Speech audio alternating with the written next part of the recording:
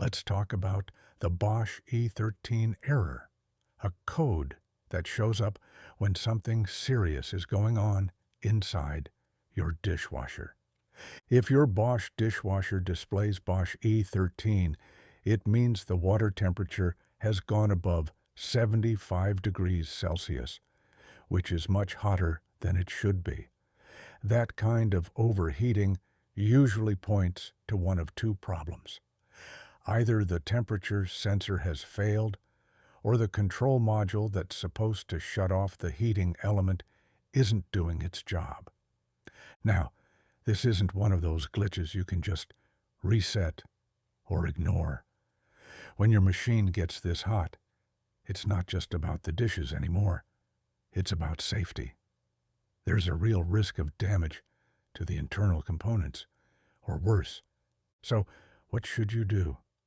First, switch off your dishwasher immediately. Unplug it from the wall and don't run another cycle. This isn't the kind of issue you want to tackle yourself unless you're a trained technician. And even then, it's risky. Handling overheated parts or faulty electronics can be dangerous without the proper tools and experience. In this case, calling a certified service technician is the smartest move.